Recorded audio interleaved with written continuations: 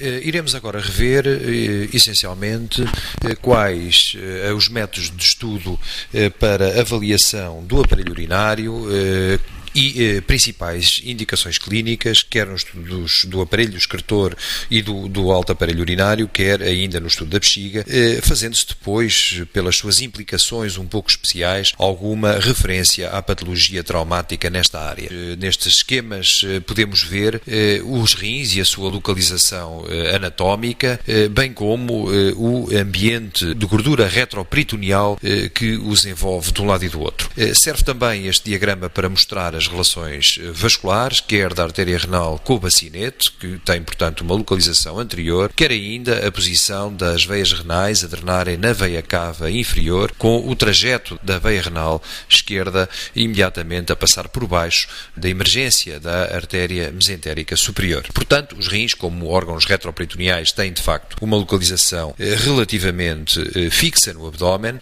e, portanto, envolvidos por um ambiente adiposo, o que lhe permite a identificação dos seus contornos em radiologia convencional.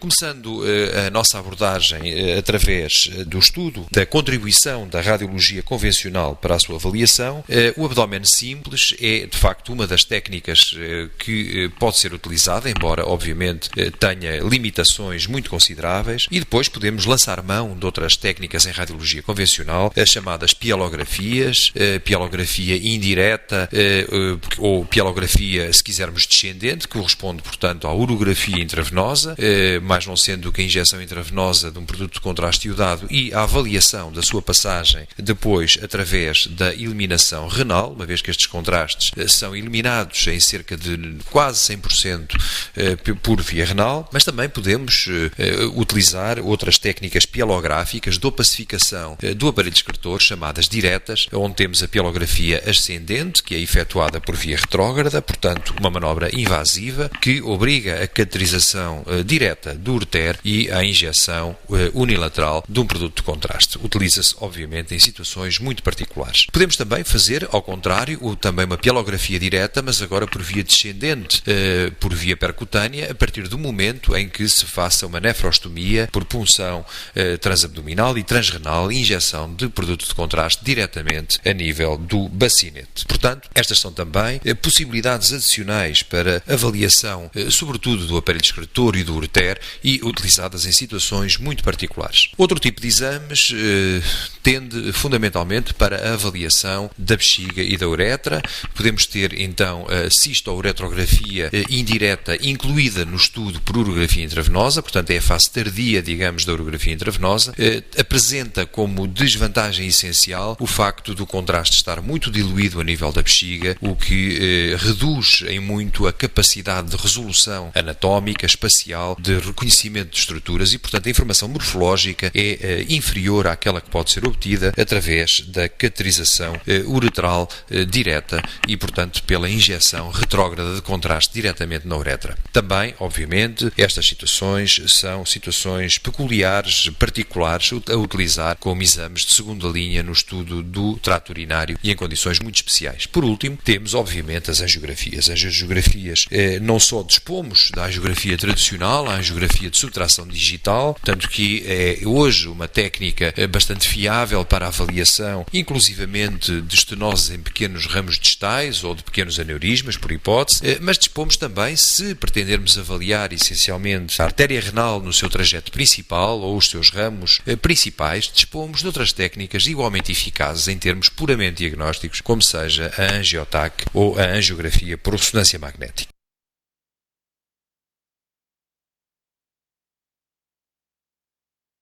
Começando com a radiografia simples do abdômen, o que podemos ver, para além daquilo que já foi descrito, como os aspectos normais, podemos ver, de facto, três situações fundamentais. Podemos descortinar a presença de gás anormal a nível do retroperitoneu e acumulado, sobretudo, a nível da sombra renal. Esta é uma situação relativamente rara, que surge na chamada pielonefrite, ou está associada à chamada pielonefrite enfisematosa, uma infecção grave por anerose anaeróbios, em geral, com maior tendência a aparecer e se formar em pacientes diabéticos. Quanto à possibilidade de aparecimento de imagens calcificadas anómalas, de referir que os cálculos renais, de facto, são visíveis numa percentagem muito elevada dos casos. E isto deve-se à circunstância de a maioria dos cálculos ser, de facto, ter um teor em cálcio e, portanto, termos a capacidade de a demonstrar radiologicamente, o que não sucedia, como se devem recordar, com o que falámos para os cálculos da vesícula biliar, onde a maioria constituídos por colesterol não era aparente nas radiografias. Portanto, parece ser, do ponto de vista médico, claramente rentável a utilização de uma radiografia simples do abdômen se pretendermos, por exemplo, visualizar alguma imagem de cálculo ao longo do trajeto urinário, como se mostra na imagem do meio e onde vemos uma formação litiásica à esquerda do corpo vertebral de L3. Por último, a última situação que podemos encontrar é a presença de um efeito de massa a nível de um dos contornos renais, de uma das sombras renais. Como é evidente também, e como sabemos da própria óptica radiológica, não é possível distinguir se trata de uma massa sólida ou líquida. Portanto, trata-se apenas daquilo que designamos por uma opacidade com densidade de tecidos moles. Portanto, ficamos sem saber, e a radiografia simples não nos informa se trata eventualmente de um tumor ou, pelo contrário, de uma massa líquida, de um quisto simples. Na imagem da direita podemos ver então uma formação expansiva de grandes dimensões, abrangendo o polo inferior do rim e deslocando, neste caso concreto, o sistema excretor para cima em sentido cranial devido ao efeito de massa que condiciona.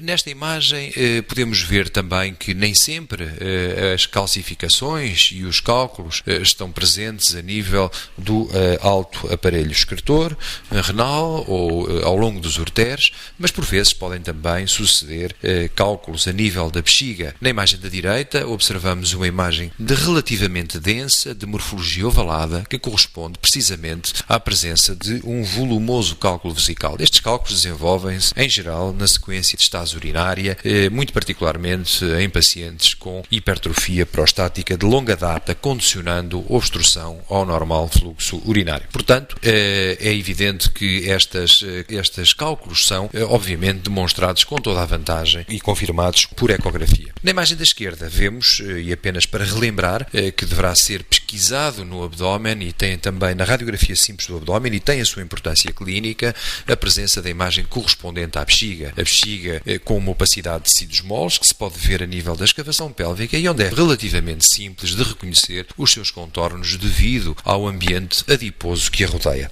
A bexiga, quando muito distendida, pode formar mesmo um globo vesical e então comporta-se como um efeito de massa a nível da pelvis.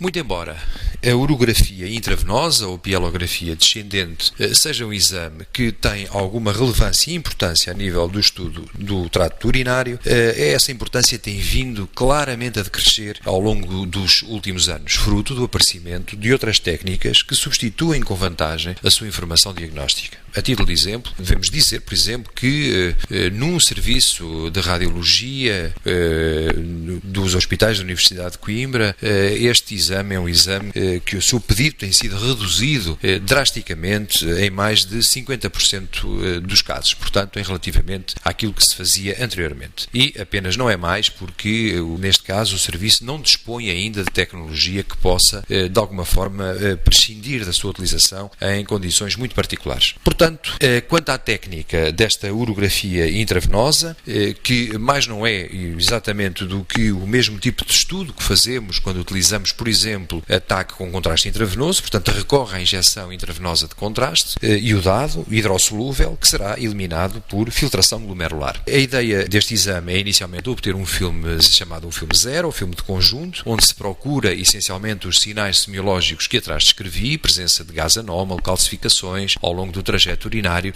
zonas que possam corresponder a massas, devem ser procuradas as sombras renais e as linhas do psoas, bem como a imagem correspondente à bexiga. Seguidamente faz-se uma injeção de contraste intravenoso em bolos rápido. Enfim, a quantidade de contraste é variável. Em geral, é uma quantidade de contraste inferior àquela que utilizamos em tomografia computerizada, na ordem dos 60 a 80 cm3, dependendo, obviamente, também do peso do paciente, sendo que é feito um primeiro filme imediatamente após o fim da injeção, na fase de chamada opacificação nefrográfica. Também conhecemos este aspecto quando falamos e descrevemos da tomografia computerizada a nível renal, e em que, de facto, temos o contraste a aparecer inicialmente a nível parenquimatoso. A injeção de contraste e a quantidade de contraste que se injeta e também a técnica utilizada em radiologia convencional não permitem estabelecer diferenças significativas entre o nefrograma cortical ou medular, pelo que falamos muito simplesmente em efeito nefrográfico. Depois desse primeiro filme, normalmente é feito um segundo filme, cerca de 5 minutos após a injeção de contraste, que pretende essencialmente demonstrar, do ponto de vista funcional, a integridade da passagem do produto de contraste para o sistema excretor, portanto, fazendo toda a sua travessia ao longo do parênquima. O normal é 5 minutos após a injeção de contraste que o produto esteja, de facto, presente nas cavidades excretoras. Segue-se uma prova de compressão dos ureteres, a qual é feita sensivelmente entre os 5 e os 10 minutos, depois de ter obtido este primeiro filme e ter demonstrado a inexistência de dilatação do sistema excretor, é feito então um filme sobre compressão dos ureteres. E este é, de facto, uma das grandes mais-valias desta urografia intravenosa, ao permitir, de facto, a realização e a visualização em excelentes condições dos pequenos cálices, dos fórnix caliciais e do bacinete. Portanto, todo o aparelho excretor alto é visível de forma muito adequada através desta prova de compressão dos ureteres. Finalmente, é libertada a compressão dos ureteres e é realizado, portanto, depois de feito um filme sobre compressão, é feito um filme sobre descompressão. A ideia deste filme de descompressão é precisamente fazer com que toda a urina iodada possa agora fluir ao longo do trajeto urinário, opacificando o aparelho excretor e assim permitindo uma adequada visualização dos ureteres em toda a sua extensão. Por último, far-se-á em condições normais uma última radiografia, sensivelmente aos 30 minutos, para demonstrar que todo o produto de contraste foi de facto excretado e que se encontra a nível da bexiga. Portanto, esse filme serve também para avaliação da bexiga, como é lógico. Como referi, a urografia intravenosa, como exame morfológico e simultaneamente funcional que pretende ser, tem também alguns procedimentos que terão que ser obrigatoriamente adaptados. Nomeadamente, não se deverá proceder à compressão dos ureteres no caso de existir uma suspeita de obstrução recente. De alguma forma, é lógico se entendermos que ao comprimirmos os ureteres num sistema excretor obstruído, isso poderá provocar com facilidade uma eventual ruptura de um fórnix calicial com extravasamento da urina para o espaço perirenal. Por último também, era algo que em tempos digamos assim, a ecografia era de extrema relevância e importância, a possibilidade de realizar filmes tardios, horas depois da injeção de contraste, nos casos de obstrução urinária, na tentativa de demonstrar, uma vez que existia uma excreção retardada do contraste, tentar demonstrar qual a localização e eventualmente a causa da obstrução ao fluxo urinário.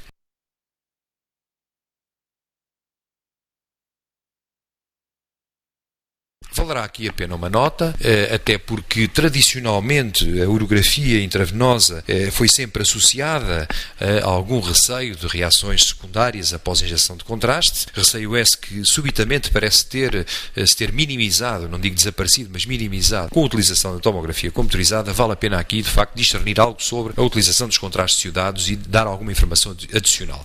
Os contrastes hidrossolúveis utilizados nestes tipos de exames podem ser, portanto, de dois tipos fundamentais, iónicos e com uma osmolaridade superior à do sangue, portanto, iónicos e hiperosmolares, ou, mais recentemente, apareceram, já com vários anos de introdução no mercado, os produtos de contraste não iónicos, isoosmolares ou hipoosmolares.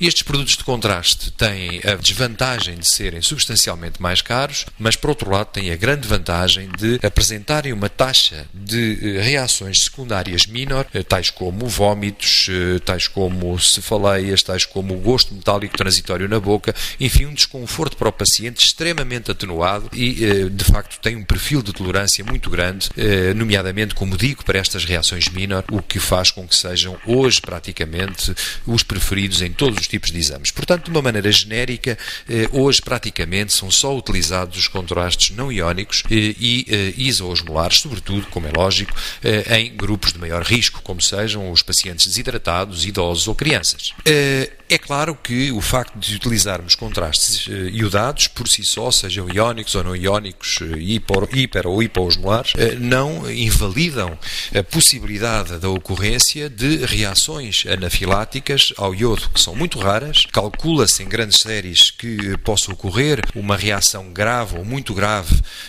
em cerca de um caso para 200 ou 240 mil injeções, portanto, o que significaria ter que se injetar quase a população inteira de uma cidade para obter um produto, de uma cidade média, para se obter um produto, uma reação secundária. As reações mais temíveis são a paragem cardiorrespiratória, são a possibilidade do edema da glote, de um choque hipotensivo. Os radiologistas estarão, obviamente, habilitados para tratar este tipo de situações, nomeadamente através da administração de adrenalina por via subcutânea ou mesmo por via intravenosa. Além, obviamente, de manobras de libertação das vias do trato respiratório superior quando for, obviamente, essa a situação. Quanto às reações minor, são provocadas por vômitos, faleias ou reações de tipo urticariforme. Portanto, isto significa que podemos utilizar produtos de contraste com um perfil de tolerância muito grande. Eventualmente, as recomendações atuais levam a que se possa fazer um tratamento desensibilizante prévio apenas em casos muito pontuais, com corticoterápia no doente asmático, em que é preciso injetar contraste, ou em doentes com uma história relativamente pesada de afecções de tipo alérgico e, claro, todos estes exames deverão ser sempre realizados com o paciente bem hidratado, sobretudo em doentes que possam, por exemplo, possuir simultaneamente um mieloma múltiplo, dado o risco de insuficiência renal que se pode desencadear. Caso exista uma história alérgica anterior aos produtos de contraste iodado, é evidente que corremos também aqui o risco da nova reação ser potenciada e, por isso, se houver a necessidade imperiosa de utilizar contrastes, podemos considerar a ressonância magnética como uma alternativa.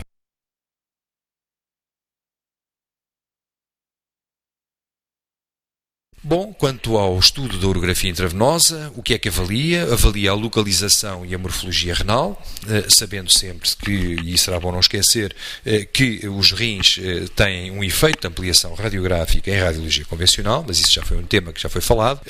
Avaliamos seguidamente a densidade e a simetria do nefrograma no primeiro filme.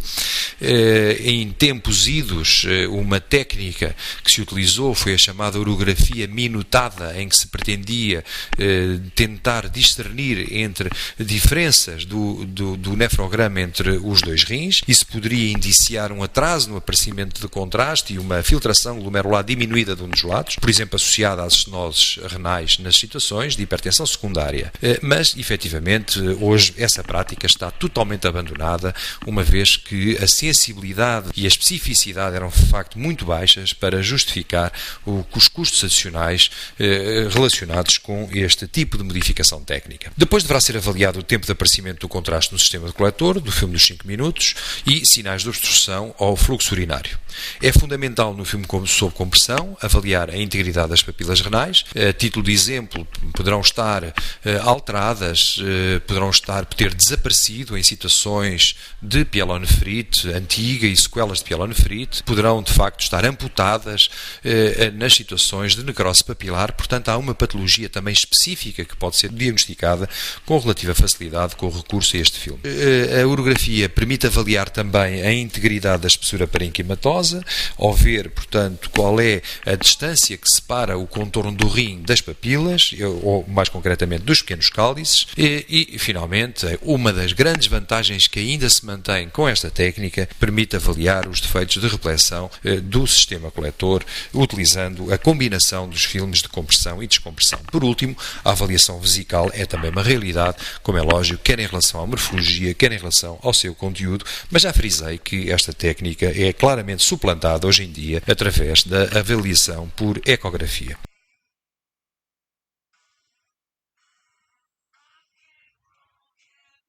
E aqui vemos, na imagem da esquerda, um filme de conjunto realizado após descompressão dos ureteres. Praticamente o que se tenta ver, então, é todo o trajeto do aparelho excretor, desde o alto aparelho excretor urinário até à junção ureterovesical, como sucede aqui do lado esquerdo. Do lado direito, há zonas de contração peristáltica que não permitem a identificação do ureter em toda a sua extensão. Relembro que os rins têm, portanto, o ambiente adiposo que os envolve e é a razão pela qual nós conseguimos reconhecer as sombras renais. Contudo, a interposição ou a sobreposição de gases e fezes, muito comum, leva a que nem sempre seja fácil avaliar as sombras renais. Por exemplo, na imagem de baixo, à direita, no filme sobre compressão dos ureteres, onde se avalia muito bem os pequenos cálices e as papilas, podemos ver que a sombra renal direita e a espessura do parênquima é bastante mais difícil de efetivamente discernir do que aquilo que sucede à esquerda. Ainda à esquerda podemos ver que no pódio superior do rim praticamente não há quase espessura nenhuma do parênquima, onde os pequenos cálices estão dilatados e chegam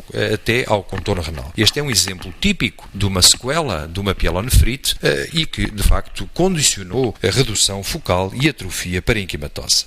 Aqui temos então também estes radiogramas de conjunto, onde vemos o filme sobre compressão dos ureteres, onde é avaliável o defeito de reflexão provocado das papilas a nível dos pequenos cálices e vemos depois, portanto, o trajeto dos ureteres de um ou outro lado no filme em descompressão.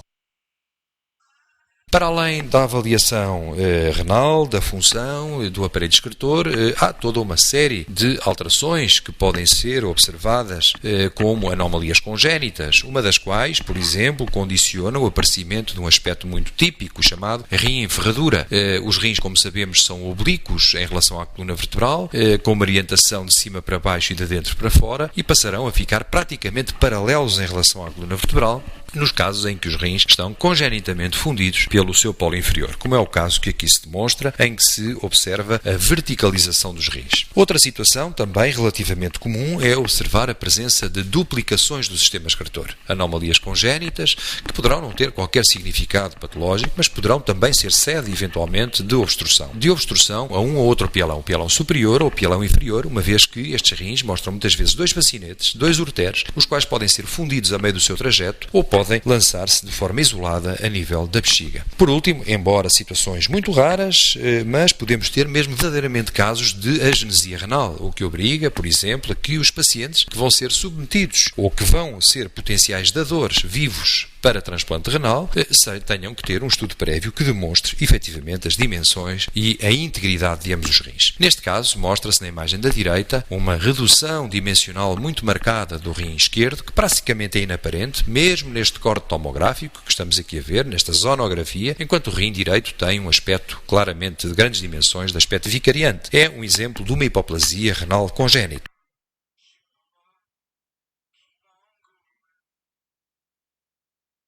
Dentro das anomalias adquiridas, seria difícil, de facto, estabelecer aqui alguns ou todos os sinais semiológicos que pudessem estar presentes com este tipo de exame. Refiro aqui algumas das mais frequentes. As sequelas de pielonefrite, de que já falei, com a redução focal da espessura parenquimatosa, a perda da normal impressão papilar, porque as papilas atrofiam e é isso que leva à redução da espessura parenquimatosa, com consequente dilatação calicial. Na imagem do meio, vemos o exemplo da obstrução urinária litiásica. Como se vê, à direita, a excreção no rim é perfeitamente normal e as cavidades excretoras, incluindo o ureter, têm também um calibre preservado. Pelo contrário, à esquerda, verificamos que há uma óbvia dilatação do alto aparelho excretor, portanto dos pequenos cálices e também do bacinete, e verificamos a imagem de um volumoso cálculo que se projeta à esquerda de uma das vértebras lombares, portanto de L4 concretamente. Portanto, uma obstrução ao fluxo urinário de causa litiásica, claramente demonstrada por urografia. É precisamente nestes casos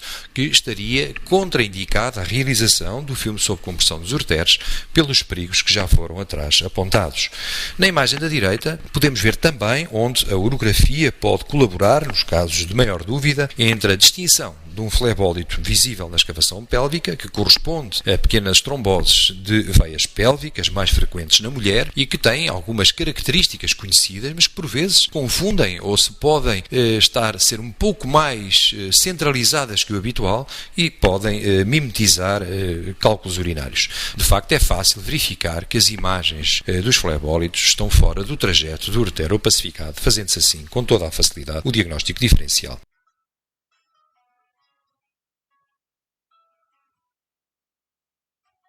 Neste diapositivo podemos então ver duas causas, entre muitas, que poderia mostrar, de efeitos de massa, também claramente diagnosticados na radiografia simples, ambas por um aumento da densidade de tecidos moles, no flanco direito, o primeiro caso condicionado por um quisto renal, o segundo por um volumoso hematoma retroperitoneal que efetivamente este paciente possuía de causa pós-traumática.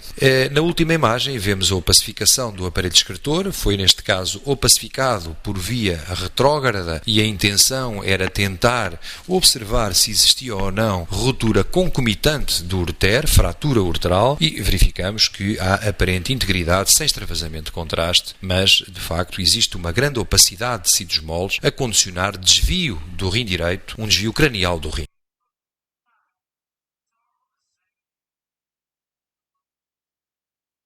Uma vez avaliado o aparelho excretor, e portanto eu diria que das grandes indicações que hoje persistem para a urografia intravenosa são sem dúvida a avaliação da integridade das papilas renais, a avaliação do alto aparelho excretor urinário e a avaliação dos ureteres. São estas as grandes indicações que persistem. O resto podem ser de facto todas as dúvidas diagnósticas resolvidas de uma forma mais simples e provavelmente mais rentável do ponto de vista imagiológico através de outras técnicas, nomeadamente ecografia ou por tomografia computadorizada. Um outro tipo de exame de interesse e com valor, obviamente, serão as cistouretrografias, que já tive a oportunidade de explanar, descendente ou antrógrada no decurso da UIV, ou ascendente e retrógrada, com as vantagens que daí advêm, uma vez que utiliza contraste não diluído e tem, por isso, uma maior resolução morfológica. Aqui vemos um exame desse tipo, com incidência oblíqua, para estudar a uretra num paciente do sexo masculino, portanto a uretra é longa, pode ser também sujeita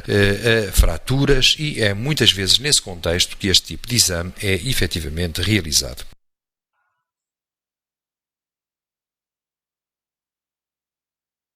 Deixando assim a urografia intravenosa, exame que, como vimos, está em claro declínio para as técnicas seccionais, gostaria de falar, obviamente, em primeiro lugar da ecografia, uma vez que continua a ser um exame de primeira linha para o estudo do aparelho urinário. A ecografia modo B permite avaliar diretamente as dimensões reais dos rins, a morfologia renal, verificar a espessura parenquimatosa, a diferenciação parenquimocentral é um elemento de capital importância, uma vez que o parênquima é relativamente menos ecogénico que o seio renal. O seio renal é muito ecogénico e brilhante devido à presença de gordura. É um exame muito simples, mais uma vez, excelente para detectar coleções líquidas e aqui concretamente a dilatação, para a demonstração da dilatação do sistema excretor. Para a detecção de cálculos, muito embora a ecografia seja um exame simples de executar, razão pela qual muitas vezes é pedido, no entanto, fica aqui a nota que é fácil diagnosticar cálculos com dimensões relativamente volumosas, será mais difícil demonstrar cálculos pequenos, os chamados microcálculos, uma vez que se podem confundir até com pequenos ecos refletivos emanados por próprios ramos das artérias renais. Portanto, a ecografia é excelente na demonstração da dilatação do sistema excretor, não é efetivamente uma grande técnica para a demonstração da litíase urinária de pequenas dimensões, os chamados microcálculos. A ecografia é fundamental e desempenha um papel preponderante na caracterização das massas renais, isto é, a distinção entre as massas sólidas e as massas líquidas. Gostaria também aqui de relembrar que existem tumores renais que são parcialmente quísticos ou tumores que se desenvolvem intraquísticos, tumores intraquísticos e que podem ser igualmente demonstrados com facilidade por ecografia. Por último, último, a ecografia tem ainda hoje a grande vantagem de poder associar o estudo por Doppler, o estudo da vascularização. E, de facto, a sensibilidade do estudo Doppler é hoje muito elevada, quer o Doppler cor convencional, quer o chamado Power Doppler ou energia Doppler, que permitem ver, de facto, artérias muito para além das artérias principais e ver mesmo, tanto as artérias arqueadas a nível intrarrenal. Portanto, o Doppler é também um elemento capital que nos pode demonstrar a correta vascularização, é a normalidade da vascularização renal.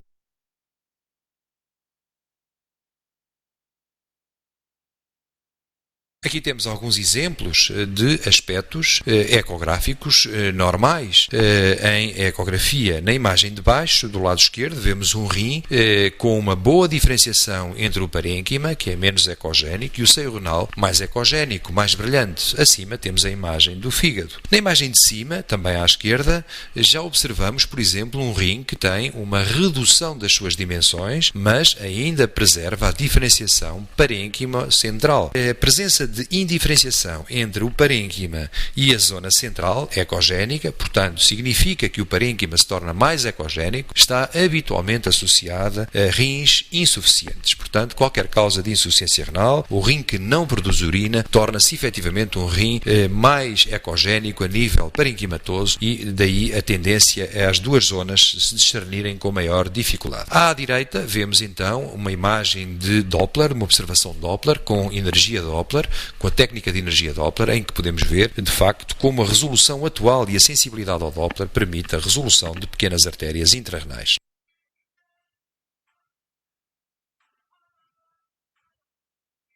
Dentro das alterações estruturais, temos assim, como aqui está medido, este rim direito, na imagem da direita, que é um rim de pequenas dimensões, atrófico. Vemos que é um rim com perda da diferenciação parênquimo-central, isto é, o parênquima tornou-se muito mais ecogénico, claramente um rim insuficiente. E, de facto, este rim estava funcionalmente excluído. À esquerda, para comparação, está o aspecto de um rim normal. Também conviria referir que os rins têm, como aliás já foi salientado, dimensões que rondam os 8 a 12 centímetros, mas acima normalmente sempre de 8 centímetros, entre os 10 e os 12 centímetros em geral, serão o seu diâmetro longitudinal medido de polo a polo.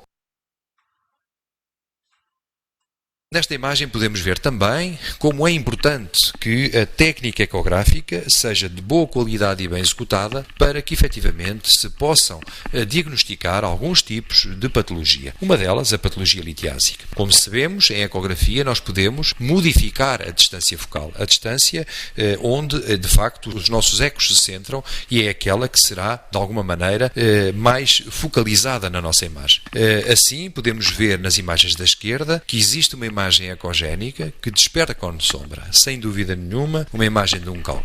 Este é o mesmo caso do mesmo doente, mas agora, à distância focal, o foco da nossa imagem deixou de estar centrado sobre a zona do cálculo, mas está bastante mais abaixo, a uma profundidade maior. E vejam como os sinais semiológicos do cálculo já não são possíveis de colher com a mesma clareza e o diagnóstico podia, com alguma facilidade, ser omitido. Portanto, é fundamental que boas condições técnicas sejam respeitadas, caso contrário, há efetivamente a possibilidade de perder diagnósticos importantes.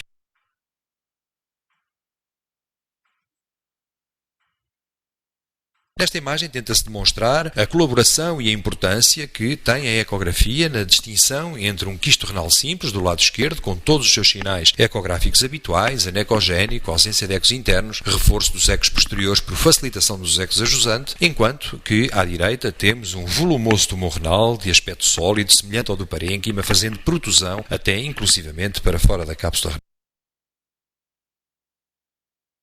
Portanto, a ecografia aparece assim como uma técnica fundamental na investigação do aparelho excretor urinário e, sobretudo, do parênquima renal.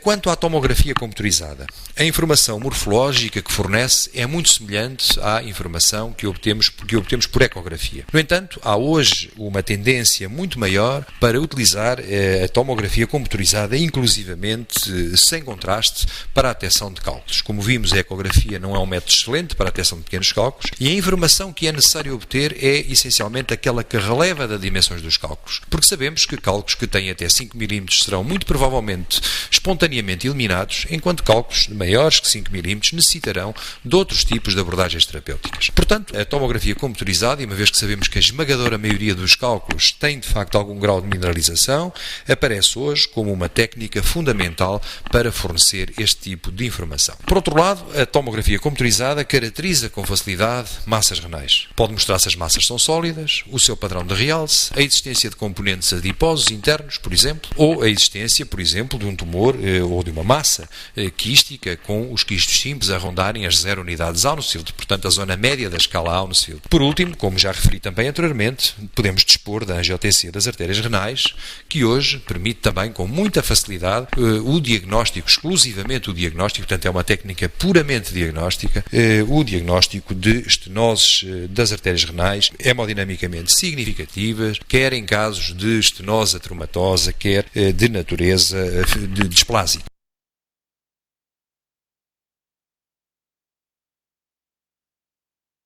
Aqui temos alguns exemplos patológicos e, essencialmente, a imagem de cima tenta mostrar a ideia subjacente à pesquisa de cálculos, portanto, sem contraste, não utilizando contraste intravenoso, com os rins de aspecto normal, portanto, é fácil pesquisar qualquer calcificação no interior do aparelho excretor. Na imagem de baixo, com o número 1, vemos então as duas fases após a injeção de contraste. Na imagem número 2, a fase mais tardia. Na fase inicial temos o nefrograma cortical, em que o contraste está acumulado a nível do córtex, sem ter passado ainda para a medular. A segunda fase já é uma fase de nefrograma total, portanto é uma fase ligeiramente mais tardia. Vejam como de facto hoje a tomografia computurizada e a avaliação funcional podem dar com toda a facilidade este tipo de informação, muito mais fiável, rentável do que aquele que podemos obter por urografia intravenosa.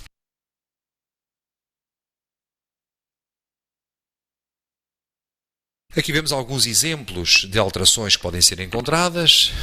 Por exemplo, no exemplo da esquerda, um rim ectópico, localizado já a nível da pelvis, também uma má rotação e o seu bacinete em sede anterior. Na imagem do meio podemos ver um exemplo bastante típico de uma dilatação do sistema excretor, em que vemos um rim direito de dimensões aumentadas, com franca ectasia do sistema dos cálices e do bacinete, e gostaria de chamar também a atenção para a filtração reduzida do contraste comparativamente ao lado esquerdo, verificando-se ainda do lado afetado a presença do nefrograma cortical, onde no rim esquerdo já há um nefrograma muito mais denso e praticamente um nefrograma total. Portanto, atraso na eliminação do produto de contraste, um dos sinais também que classicamente era conhecido da urografia intravenosa. Na imagem da direita, mostra-se também, com vantagem em termos de resolução morfológica, as alterações encontradas nas sequelas de pielonefrite crónica. Observamos um rim direito de aspecto vicariante, de grandes dimensões, e um rim esquerdo pequeno, com zonas de atrofia focal do parênquima, condicionando um aspecto irregular. Portanto, a semiologia típica da pielonefrite crónica.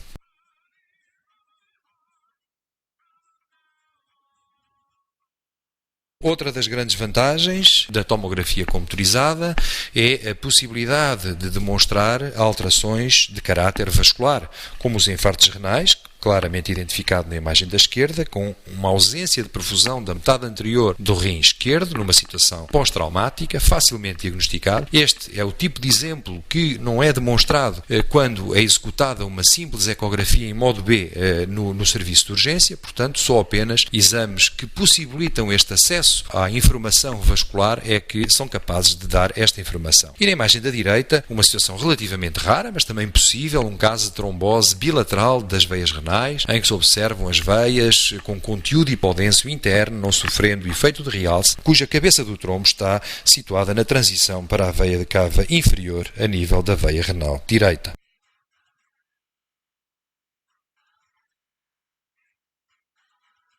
Entrando na patologia tumoral, convirá também informar que hoje as técnicas seccionais são totalmente indispensáveis na sua abordagem, quer na caracterização, quer no estadiamento.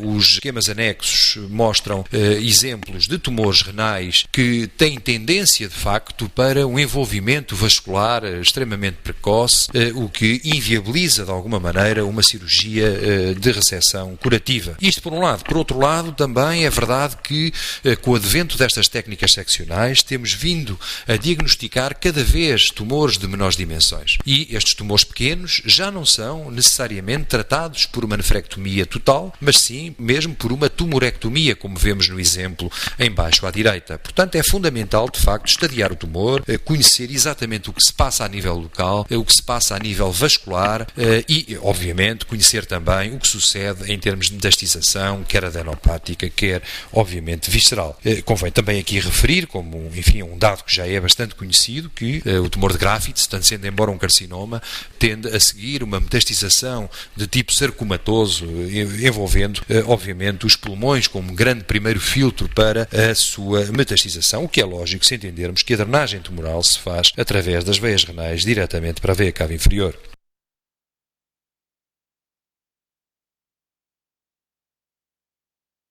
Esta é outra das vantagens de ataque, de facto, a caracterização, falámos no estadiamento, mas a caracterização de lesões tumorais, nem todos os tumores são iguais, é possível, de facto, predizer a sua agressividade biológica baseada nos sinais morfológicos. Aqui vemos um tumor claramente hipervascular, na fase de nefrograma cortical, uma fase arterial, que perde rapidamente o contraste, tornando-se hipodenso nas fases mais tardias, e onde podemos observar que tem uma massa de contornos muito bem definidos, regulares, que não ultrapassa muito provavelmente a cápsula renal. Portanto, um tumor confinado ao rim, que ainda por cima tem um sinal muito típico, uma cicatriz central hipodensa. Este aspecto é de facto muito típico do oncocitoma, um tumor que está na fronteira entre a benignidade e a malignidade e, portanto, o ataque aqui pode também dar uma indicação clara de que o tumor estará ainda muito provavelmente confinado ao rim.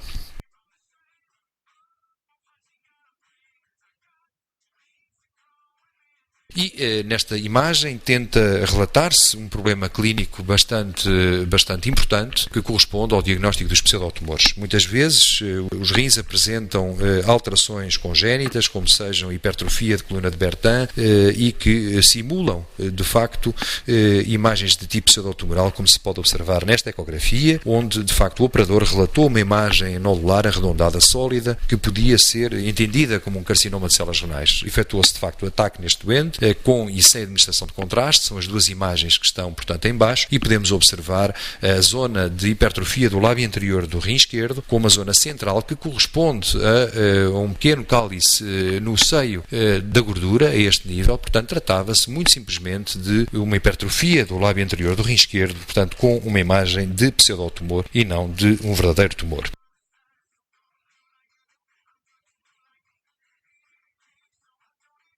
Este é outro exemplo, não utilizando agora a tomografia computurizada, mas a ressonância magnética e a utilização de ressonância em conjunção com cortes coronais, com esta sequência ponderada em T2. Portanto, também é relativamente simples avaliar não só as dimensões do tumor, até onde é que este tumor se estende e depois demonstrar, como se vê na imagem da direita, um volumoso tumor que envolve toda a veia cava inferior, portanto, uma trombose tumoral ascendente, a qual vem quase até a origem da veia cava inferior ao se lançar na aurícula direita.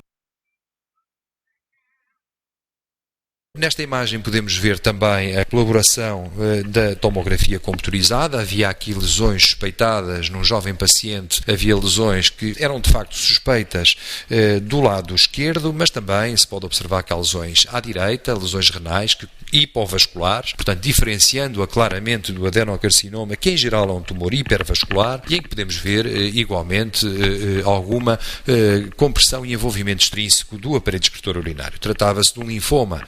Contrariamente, vemos na imagem da direita a caracterização de duas massas diferentes, uma com densidade lipídica, um angiomiolipoma, e do lado esquerdo um quisto simples com densidades de 0 unidades alno-sílice em zonas sólidas internas. Portanto, a caracterização a ser feita de uma forma muito simples. E nesta imagem tenta relatar-se um problema clínico bastante importante que corresponde ao diagnóstico dos pseudotumores. Muitas vezes os rins apresentam alterações congénitas, como sejam hipertrofia de coluna de Bertin, e que simulam, de facto, imagens de tipo pseudotumoral, como se pode observar nesta ecografia, onde, de facto, o operador relatou uma imagem nodular arredondada sólida que podia ser entendida como um carcinoma de células renais. Efetuou-se, de facto, o ataque neste doente, com e sem administração de contraste, são as duas imagens que estão, portanto, em baixo, e podemos observar a zona de hipertrofia do lábio anterior do rim esquerdo, com uma zona central que corresponde a um pequeno cálice no seio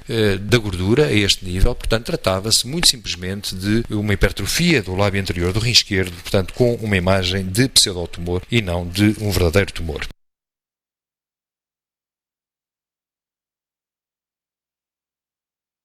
Por último, uma nota em relação à ortografia e à angiografia renal. Já considerei a importância da angio-TC e da angio-RM como técnicas puramente diagnósticas. Portanto, numa etapa prévia, julgo que hoje não há qualquer necessidade de submeter estes pacientes a exames mais invasivos, nomeadamente a angiografias convencionais, mas também gostaria de recordar que a ecografia Doppler pode também dar uma primeira e importante aproximação à existência de estenose das artérias renais significativas. Claro que o Doppler avalia melhor a artéria renal principal e muitas vezes tem alguns problemas na identificação de artérias renais acessórias, nomeadamente artérias polares, que poderão, enfim, de uma forma, embora rara, mas poderão estar envolvidas também com a estenose e, de alguma maneira, serem causa desencadeante de uma hipertensão renovascular. Portanto, aqui a mensagem é que, essencialmente, estas técnicas, qualquer uma delas, pode ser utilizada para o diagnóstico não invasivo de lesões vasculares, deve ser utilizada com esse propósito, para detectar estenose da artéria renal. E as imagens de baixo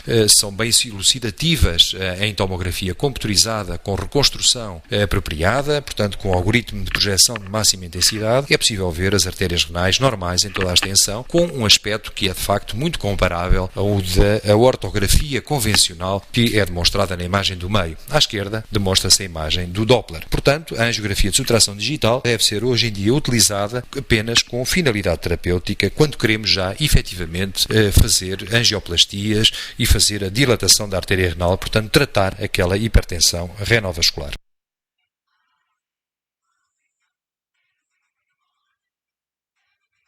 Nestes diapositivos eu gostaria de mostrar também o exemplo de uma estenose da artéria renal diagnosticada por angio-RM. Como se vê, são construções no plano coronal. É perfeitamente possível e muito simples demonstrar todo o trajeto da artéria renal direita, que é irregular a nível do seu terço distal. Este é o aspecto muito típico e muito comum da displasia fibromuscular, lesão que é uma das causas potencialmente tratáveis de hipertensão arterial secundária, habitualmente associada a pacientes jovens ou relativamente jovens e que difere da estenose aterosclerótica porque essa normalmente envolve o ósteo da artéria renal à saída da aorta. Portanto, como vemos, é também a possibilidade de informar sobre o aspecto morfológico do tronco da artéria renal, inclusivamente a sua bifurcação, é também possível por angiografia por ressonância magnética.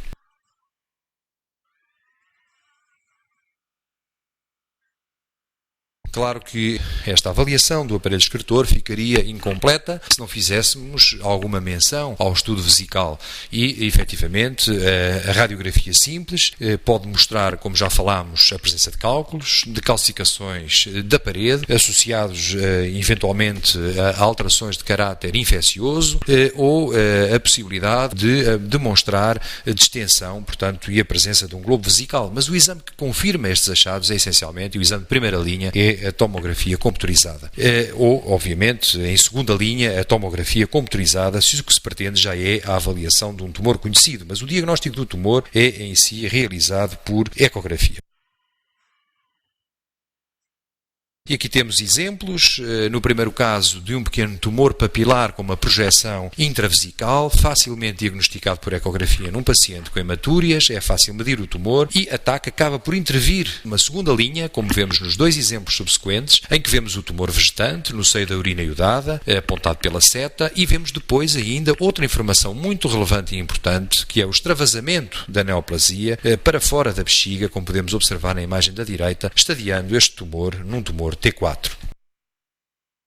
Uma palavra para as lesões traumáticas, para dizer que as lesões traumáticas podem ser de vária índole, desde lesões vasculares até lesões mais frequentes parenquimatosas, com fratura, que podem envolver ou não o sistema coletor, hematomas, que podem ser perirrenais ou subcapsulares, estes últimos levando a compressão do parênquima renal circundante, como se vê na imagem do meio, ou finalmente as lesões que lesam o sistema coletor e que podem cursar com urinomas devido à ruptura do sistema coletor. Dois exemplos. Aqui temos uma fratura renal, claramente diagnosticada nas imagens pré-contraste e pós-contraste. Pós-contraste após a injeção é fácil de observar a zona de descontinuidade hipodensa do rim esquerdo com a formação de um volumoso hematoma perirrenal. Como se pode também observar, o hematoma perirrenal é bastante hiperdenso espontaneamente, nem ver a imagem da esquerda, devido à presença de sangue fresco, que, como se sabe, é espontaneamente hiperdenso. Neste caso, observamos um hematoma subcapsular. A grande diferença entre o hematoma subcapsular e o hematoma perirrenal é que o subcapsular tende a comportar-se como um efeito de massa para o próprio parênquima, comprimindo o parênquima. E como se vê aqui, o parênquima renal está totalmente empurrado, comprimido, contrariamente ao que sucedia no exemplo anterior, onde o hematoma perirrenal se distribuía livremente, sem condicionar compressão parenquimatosa. Finalmente, também uma palavra para as lesões traumáticas da pelvis. Já falámos nas lesões da uretra, diagnosticadas por cisto-uretografia, mas a possibilidade de utilizar também as técnicas de tomografia computurizada podem fazer com vantagem o diagnóstico muito simples de ruptura da bexiga e se a ruptura é intraperitoneal ou, pelo contrário, extraperitoneal. E aqui vemos uma fratura óssea dos ramos iliopúbicos e isquiopúbicos. A uretrografia mostra uma clara extravasamento do contraste que fica retido entre os tecidos extraperitoneais, portanto uma ruptura extraperitoneal da bexiga, também confirmada por tomografia computurizada, onde é visível contraste acumulado do lado esquerdo ao longo do plano do músculo obturador interno, portanto em clara sede extraperitoneal.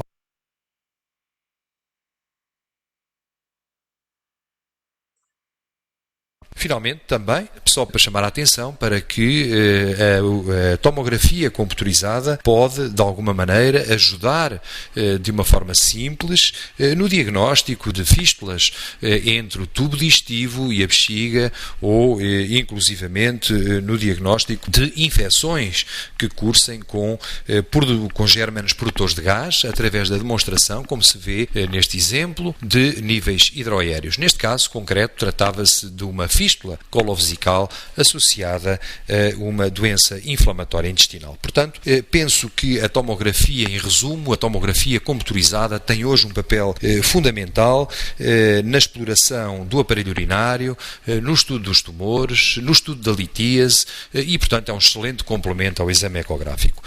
Ficou por referir apenas, porque ainda não está totalmente implementado nos dias atuais como técnica clínica, a realização de urografias por ressonância magnética. No futuro, penso que esta técnica é uma técnica também de grande valor, valem aqui um pouco as mesmas considerações feitas a propósito da enteroclise, em que, efetivamente, todo o aparelho excretor urinário pode ser demonstrado com técnicas muito dispares, com e sem utilização de contraste, e que poderá vir a substituir, mercê de uma grande resolução morfológica, a urografia intravenosa, com vantagem, uma vez que na ressonância se trata de uma técnica tomográfica, o que não sucedia com a urografia intravenosa feita com técnicas radiológicas adicionais.